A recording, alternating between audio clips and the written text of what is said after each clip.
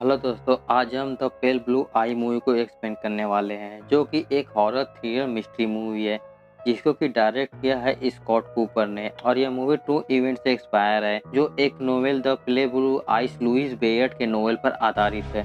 बात करें इस मूवी की IMDb पर रेटिंग की तो 6.6 आउट ऑफ 10 है। तो चलिए देर न करते हुए मूवी की स्टोरी को आगे बढ़ाते हैं। मूवी के स्टार्टिंग में हमें एक आदमी को दिखाया जाता है, जो कि एक पेड़ पर फांसी लगाकर लटका हुआ होता है, और ये सीन यहीं से शिफ्ट हो जाता है। फिर हमें 1830 में हडसन वैली न्यूयॉर्क का सीन दिखाया जाता है, जहाँ पर एक फेमस डिटेक्टिव ऑगस्टस लॉन्डोर होता है, जिससे मिलने के लिए कैप्टन हिचकॉक आते हैं, जो उसे अपने साथ ले जाते हैं क्योंकि उन्हें सुपरिटेंडेंट ने बुलाया होता है। इसके बाद लॉन्डोर वेस्ट पॉइंट कैडेट एकेडमी में पहुंच जाता है, जहां पर कैप्टन और सुपरिटेंडेंट उसे बताते हैं कि उनके एक सोल्जर लेरॉय फ्राई की मृत्यु हो गई है, जिसकी बॉडी उन्हें एक पेड़ पर लटकी हुई मिली थी। और लॉन्डोर इस केस को जल्दी से ही सॉल्व करके उस कातिल को पकड़ ले, क्योंकि उसके साथ यहाँ पर डर का माहौल बन रहा है। और यहाँ पर हमें थोड़ी बहुत लॉन्डोर के बैकग्राउंड के बारे में भी पता चलता है, जैसे कि उसकी बीवी की मृत्यु 3 साल पहले ही हो गई थी, और हाल ही फिलहाल में उसकी बेटी मैटी किसी के साथ भाग गई है।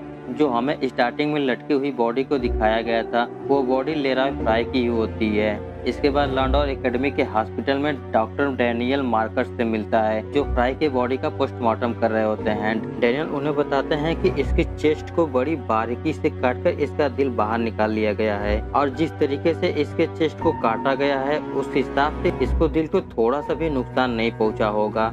और यह जरूरी नहीं है कि काटने वाला कोई डॉक्टर हो या फिर कोई स्पेशलिस्ट सर्जन हो, जिसे हर कोई भी कर सकता है, जिसे थोड़ी बहुत नॉलेज हो इस बारे में। इसके बाद लॉन्डर क्राइम सीन पर पहुंचता है, और यहाँ पर फ्राई को रात में जिसने भी लास्ट बार देखा था उससे पूछताछ की जाती है, जो उन्हें बताता है कि जब उन्हें लेरॉय फ्राई की बॉडी मिली थी, तब उसके पैर जमीन को टच कर रहे थे, और उसे यहाँ पर आने से पहले एक आवाज सुनाई दिया था, जिसके वजह से उसे लगा कि वहाँ पर हो सकता है कोई जानवर फंस गया हो। इसके बाद लॉन्डर ऑटोप्सी रूम में जाता है, जहाँ पर वो लेरॉय फ्राई की बॉडी को फिर से चेक करने लगता है, तो उसे उसके सर के पीछे एक गहरी चोट मिलती है। साथ ही फ्राई के गर्दन पर रस्सी के निशान सीधे नहीं होते हैं, बल्कि उल्टा सीधा होता है। मतलब साफ हो जाता है कि उसे मारने से पहले किलर ने उस पर पूरा कंट्रोल पाया होगा, फिर उसे लटका दिया होगा। फिर लॉन्डोर को फ्राई के हाथ से एक चीट मिलती है, जो उसे आगे तहकीकात में काम आने वाली है। फिर लॉन्डोर फिर से क्राइम सीन पर जाता है, जहां पर इस बार उसकी मुलाकात एक और कैंडिडेट एडगर से होती है, जो उसे बताता है कि उसने भी थोड़ी बहुत इस केस को सॉल्व करने की कोशिश की है, और उसके हिसाब से किलर कोई पोएट हो सकता है, क्योंकि दिल एक सिंबॉलिक चिन्ह है। फिर लॉन्डोर हॉस्पिटल के गेट गार्ड के पास जाता है और उससे पूछता है, तो वह बताता है कि रात को फ्राई की बॉडी आने से पहले यहाँ पर उसकी 2 बजे तक ड्यूटी थी, लेकिन वहाँ पर कोई एक बड़ा ऑफिसर आया, जो उसे यहाँ से जाने के लिए कहता है, और वह गार्ड वहाँ पर अंधेरा होने के कारण उसका पहचान नहीं कर पाया, और उसे उसके बारे में कुछ भी पता नहीं है। रात को लॉन्डोर एक बार में जाता है, जहाँ पर उसकी गर्लफ्रेंड पेप्सी काम किया करती है। फिर यहाँ पर लॉन्डोर एडगर से मिलता है, और दोनों में इस केस को लेकर डिस्कस होने लगती है। फिर एडगर उसे एक लड़के के बारे में बताता है, जो पहले फ्राई का रूममेट हुआ करता था, लेकिन कुछ दिनों पहले उन दोनों में झगड़ा हो गया था, और यह झगड़ा क्यों हुआ था किसी को कुछ भी पता नहीं है। फिर अगले दिन लॉन्डोर उस लड़के से पूछताछ करने लगता है, तो वो लड़का उसे बताता है कि उनका झगड़ा हुआ था, क्योंकि फ्राई थोड़ा अलग किस्म का बंदा था, जिसकी दोस्ती कुछ बुरे लोगों से हो गई थी, जिनके बारे में उसे कुछ भी पता नहीं है। उस लड़ाई के होने के बाद ये दोनों अलग अलग रहने लगे। इसके बाद एकेडमी के अंदर खबर आती है कि जंगल में किसी ने जानवरों को मारकर उनका दिल निकाल लिया है। इस खबर से कैप्टन काफी परेशान हो जाता है, और एकेडमी के अंदर नाइट कर्फ्यू लगा देता है। इसके बाद लॉन्डोर एडगर से मिलता है, जो उसे इस केस की तहकीकात करने के लिए ऑफर देता है, क्योंकि एडगर काफी सटीक चीजों के बारे में सोच रहा है, जो इस केस से उसे हमेशा जुड़ा हुआ मिलता है। फिर लॉन्डोर उसे वही चीट देता है, जो उसे फ्राई के हाथ से मिली थी, जिसके बारे में वह एडगर को और जानकारी निकालने के लिए कहता है। रात को एडगर लॉन्डोर के घर पर आता है, जो उसे बताता है कि अगर ये चीट फ्राई के हाथ से मिली है, तो इसके जरिए ही उस कातिल ने उसे रात को बुलाया होगा, और यह फटा हुआ है। मतलब साफ है कि किलर कोई भी सुराग नहीं छोड़ना चाहता था। फिर दोनों मिलकर उस आधे अधूरे वर्ड को पूरा करके उसका मतलब निकालते हैं, जिसका मतलब होता है कि 11:30 बजे रात को किनारे पर मिलो, वो भी अकेले। किलर ने कुछ ऐसा ही लिखा होगा और यहाँ पर एडगर के हिसाब से किलर कोई लड़की हो सकती है। अगले दिन लॉन्डोर ऑटोप्सी रूम में जाकर सोचने लगता है तो उसे डॉक्टर डेनियल की कही हुई बात याद आती है कि दिल को संभालने के लिए किसी बर्तन में रखना पड़ता है और उसके आसपास काफी ज्यादा मात्रा में बर्फ होनी चाहिए। इसके बाद लॉन्डोर एक आइस केबिन में जाता है और एक नोट छोड़कर वहां पर एडगर को भी बुलाता है। अंदर जाने के बाद उन्हें वहां पर कुछ मोमबत्तियों के अंश मिलते हैं, साथ ही उन्हें एक सर्कल बना हुआ मिलता है जिसके अंदर एक ट्रायंगल भी बना होता है और यह सब सर्कल ह्यूमन ब्लड से बना होता है, जैसे कि यहाँ पर कोई रिचुअल किया गया हो। फिर दोनों उस सिंबल को बनाकर एक चर्च में इसके बारे में पता लगाने के लिए जाते हैं, जहाँ पर लॉन्डोर का दोस्त पेपे काम किया करता है, जिसे इस बारे में मालूम होता है, जो उन्हें बताता है कि उसने ऐसे सर्कल पहले भी देखे हैं जिसके अंदर मैजिक किया जाता है और उसने कुछ लोगों को ऐसा करते हुए देखा भी है। फिर वह उन दोनों को एक बुक दिखाता है जिसे कि एक विच हंटर ने लिखा था, जिसके अंदर कुछ ऐसे ही रिचुअल के बारे में विधि होती है।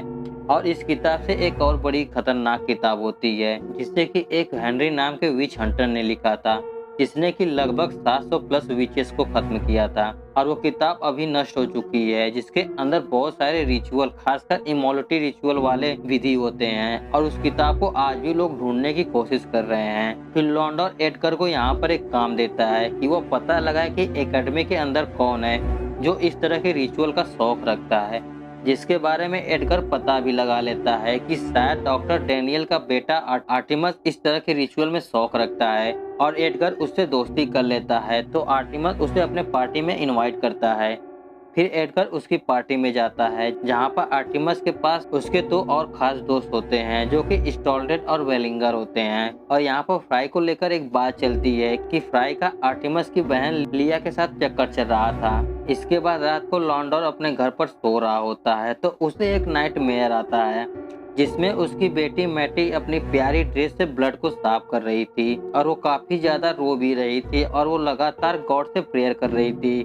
तभी लॉन्डोर की नींद खुल जाती है तो वह मैटी के उस ड्रेस को देखकर रोने लगता है। अगले दिन फ्राई का फ्यूनरल होता है जहां पर फ्राई की मदर लॉन्डोर को फ्राई की एक डायरी देती है और वो डायरी उन्हें कुछ समय पहले ही बलिंगर ने दी थी। तो लॉन्डोर उस डायरी को लेकर घर पर जाता है और उस डायरी के अंदर किसी सिंबॉलिक लैंग्वेज में लिखा हुआ होता है जिसे वो डिकोड करने लगता है। इधर एडगर आर्टिमस के घर पर जाता है जहाँ पर वो लिया से मिलता है और यहाँ पर दोनों एक दूसरे को लाइक भी करने लगते हैं। जिसके बाद वो दोनों घूमने के लिए कब्रिस्तान में जाते हैं जहाँ पर थोड़ी देर बाद ही लिया को एक दौरा पड़ता है जिससे एडगर परेशान हो जाता है, लेकिन वो कुछ समय बाद ठीक हो जाती है और वो कहती है कि इस तरह के दौरे उसे अक्सर आया करते हैं और ये दौरे कभी कभी उसके लिए जानलेवा भी हो सकते। फिर रात को एडगर लॉन्डोर से मिलने के लिए जा रहा होता है तो रास्ते में उस पर मलिंगर हमला कर देता है जो उसे मारने की कोशिश करता है और उसे लिया से दूर रहने के लिए कहता है।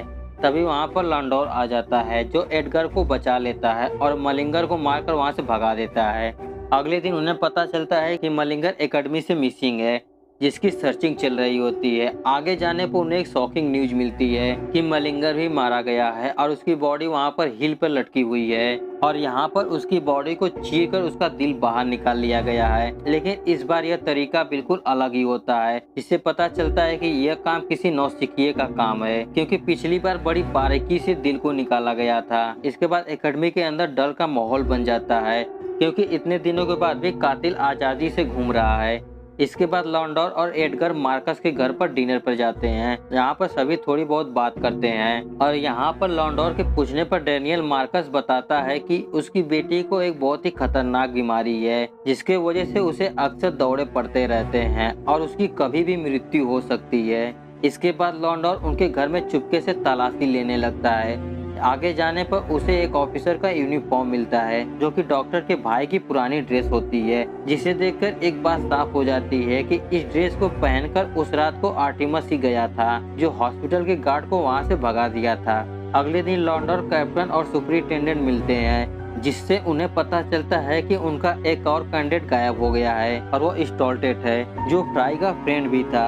फिर सभी लोग अनुमान लगाते हैं कि फ्राई, मलिंगर और स्टॉल्टेट तीनों अच्छे खासे दोस्त थे इसलिए उन दोनों की मौत के बाद स्टॉल्टेट को ऐसा लगा होगा कि अगली मौत उसकी होने वाली है, जिससे वो कातिल से डरकर यहाँ से भाग गया हो। फिर लॉन्डोर पेपे के पास जाता है और उसे हेनरी के बारे में पूछने लगता है। तो पेपे उसे बताता है कि हेनरी पहले एक प्रीस्ट हुआ करता था, फिर वो बाद में डेविल वर्शिपर बन गया, जिसके वजह से उसे जिंदा जला दिया गया। फिर पेपे उसे एक फोटो दिखाता है, जिसे देखकर वो हैरान हो जाता है, क्योंकि हेनरी कोई और नहीं बल्कि वह डॉक्टर डैनियल का ग्रेट ग्रेट ग्रैंडफादर है, और वो किताब कहीं न कहीं डॉक्टर के घर पर ही मिलेगी। फिर हम एडगर को देखते हैं, जो कि लिया से मिलने आया होता है, जहाँ पर दोनों एक दूसरे से अपने अपने प्यार को इजहार करते हैं। अगले सीन में लॉन्डोर डॉक्टर के पास जाता है, जहाँ पर उसे वह किताब भी मिल जाती है, जिसके बाद लॉन्डोर डॉक्टर से बड़ी सख्ती से सच पूछता है, जिसके बाद वो डॉक्टर उसे सच बताता है कि उसकी बेटी लिया पर किसी भी मेडिकल ट्रीटमेंट का असर नहीं हो रहा था। जिसके बाद डॉक्टरों ने जवाब दे दिया था कि वह सिर्फ 3 महीनों की मेहमान है, और उसके बाद डॉक्टर को एहसास हुआ कि वह हेनरी की आत्मा से कांटेक्ट करेगा, जिससे उसे एक इमॉर्टल रिचुअल के बारे में पता चला। और यहीं से ये सारी कहानी आगे बढ़ी, यानी दिल निकालना, रिचुअल करना। जिसके बाद लॉन्डोर पूछता है कि इस समय आर्टिमस और लिया कहाँ पर है, और एडगर की ड्रेस भी यहीं पर है। मतलब यह है कि एडगर वापस घर नहीं गया है। इसके बाद लॉन्डोर उन्हें ढूंढते हुए उसी आइस हाउस में पहुंच जाता है, जहां पर लिया एडगर को लिटाकर अपना रिचुअल कर रही होती है, जिसमें उसका साथ आर्टिमस और उसकी माँ दे रही थी। और यहाँ पर सभी लोग एडगर की बलि देने वाले हैं, और यहाँ पर दिल फ्राई का इस्तेमाल किया जा रहा था। मतलब बाकियों के दिल कहाँ हैं, जैसे कि मलिंगर और उन जानवरों के, जिसके बारे में तो हमें आगे ही पता चलेगा। खैर यहाँ पर एडगर बेहोशी की हालत में होता है, और यहाँ पर वही सब रिचुअल वाले ट्रेंगल को बनाया गया होता है, और यहाँ पर लिया ने एडगर को अपने प्यार के जाल में फंसाकर उसकी बलि देने वाली है। तो शायद यह भी हो सकता है कि इस रिचुअल के लिए प्यार की बलि देनी पड़ती होगी। तभी वहाँ पर लॉन्डोर पहुंच जाता है, जो उन्हें रोकता है। जिसके बाद उन दोनों में लड़ाई होने लगती है, जिसके वजह से वहाँ पे आग लग जाती है, जिससे लिया और आर्टिमस के ऊपर आग का मलबा गिर जाता है। जिसके बाद उनकी वहीं पर मृत्यु भी हो जाती है, और यहाँ पर बाकी सभी को लॉन्डोर बचा लेता है। फिर एडगर को हॉस्पिटल में भेज दिया जाता है, और डॉक्टर डैनियल को काम से निकाल दिया गया था। और यहाँ पर लॉन्डोर केस को सॉल्व कर देता है, जहाँ पर कैप्टन और सुपरिटेंडेंट उसे अलविदा करते हैं, और साथ ही सॉरी भी बोलते हैं अगर उन्हें इस केस को लेकर उनसे कोई भूल हो गई हो तो। इसके बाद लॉन्डोर अपने घर पर पहुंच जाता है। अगले सीन में एडगर को होश आता है, वह तुरंत ही लॉन्डोर के पास पहुंच जाता है, जो उसे बताता है कि जो उन्हें फ्राई के हाथ से चीट मिली थी, उसकी राइटिंग किसी और की नहीं बल्कि लॉन्डोर की ही है, और लॉन्डोर ही उस रात को फ्राई को वहां पर बुलाया था, और लॉन्डोर ही फ्राई का असली कातिल भी है। लिया और आर्टिमस ने तो सिर्फ उसका दिल निकाला था, वो भी अपने रिचुअल के लिए। उन लोगों ने उसको नहीं मारा था, ना ही बलिंगर और किसी जानवर को। जिसके बाद लॉन्डोर अपना गुनाह कबूल करता है, जिसके बाद हमें किलर की सच्चाई पता चलती है कि उसने ही उस रात को फ्राई को मारकर टांग दिया था, और अगले ही दिन उसे उस केस को सॉल्व करने के लिए भी बुलाया गया। तो वह जाकर देखता है कि उसका दिल निकाला गया है, तो उसे अपने जुर्म को छिपाने के लिए एक रीजन मिल जाता है। फिर हमें यहाँ से फ्लैशबैक दिखाया जाता है, जहाँ पर एक रात को लॉन्डोर की बेटी मैटी घर वापस आ रही थी, और उसे रास्ते में 3 लोग पकड़ लेते हैं, जिसमें फ्राई, मलिंगर और स्टॉल्टेट शामिल होते हैं। तीनों मिलकर उसके साथ सेक्सुअल असॉल्ट करते हैं, फिर उसे छोड़ देते हैं। और उस घटना के बाद मैटी पूरी तरह से टूट जाती है, और वो काफी ज्यादा परेशान होकर गॉड से हमेशा प्रे करती रहती है। एक दिन वो काफी ज्यादा डिप्रेशन में चली गई, तो उसने वहाँ पर पहाड़ी से कूदकर खुद को ही खत्म कर लिया, जहाँ पर लॉन्डोर भी उसे बचाने के लिए आया था, लेकिन वो उसे बचा नहीं पाया। और घटना वाली रात को मैटी ने उन तीनों में से किसी एक का बैज छीन लिया था, जो कि फ्राई का था। फिर लॉन्डोर उसे मार दिया था। इसके बाद उसे फ्राई के डायरी से बाकी सबके बारे में पता चला, तो वो मलिंगर को भी मार दिया था, और उनका कनेक्शन सैटेनिक रिचुअल से दिखाने के लिए उनका दिल भी निकाल लिया था। और यही रीजन था कि मलिंगर का दिल निकालना उसके शरीर को काटने का तरीका बिल्कुल नौसिखिए जैसा था। मतलब यह है कि लिया और आर्टिमस सिर्फ फ्राई का दिल निकाले थे, वो भी लिया को रिचुअल के तहत ठीक करने के लिए। और यह सब बताते हुए लॉन्डोर काफी इमोशनल हो जाता है, और वो रोने भी लगता है। क्योंकि उसने अपनी बेटी के आरोपियों को सजा दे दी थी और वो कभी न कभी स्टॉल्टेट को भी मार देता, लेकिन वो डर कर वहाँ से भाग गया और वो हमेशा डर के साए में ही जिएगा, जो उसकी जिंदगी बद से बदतर बना देगी, क्योंकि वो अपने पाप को जानता है कि उसने क्या किया है। जिसके बाद एडगर सब कुछ समझ जाता है और एक तरफ उसका प्यार लिया होती है, जिसे सब लोग हमेशा कातिल ही मानेंगे, और दूसरी तरफ एक पिता होता है जो अपने मासूम से बेटी की मौत का बदला ले रहा था, और इन दोनों के लिए बलिदान एडगर को ही देना पड़ेगा। फिर लॉन्डर उसे अपना नोट और वही पेपर पाठ देता है, जिसके दम पे एडगर उसे फांसी तक पहुंचा सकता है, लेकिन एडगर उसे यहीं पर जला देता है, क्योंकि वह जानता था कि एक पिता का दुख क्या होता है। जिसके बाद वो वहां से चला जाता है। अगले सीन में हम लॉन्डोर को देखते हैं, जो उसी पहाड़ी के पास होता है और वो वहां से कूदकर खुद को खत्म कर लेता है, क्योंकि उसका सबसे बड़ा मकसद पूरा हो गया था। जिसके बाद यह मूवी यहीं पर खत्म हो जाती है। तो दोस्तों, आज के लिए इतना ही। मूवी की स्टोरी आपको कैसी लगी नीचे कमेंट करके हमें जरूर बताएं। साथ ही वीडियो पसंद आई हो तो वीडियो को लाइक करें, और ऐसे ही एक्सप्लेनेशन वीडियो देखने के लिए इस चैनल को सब्सक्राइब करके बेल नोटिफिकेशन को ऑल पे सेट कर लें, ताकि आने वाली वीडियो की नोटिफिकेशन सबसे पहले आपको मिले। चलिए मिलते हैं अगले वीडियो में, तब तक के लिए गुड बाय।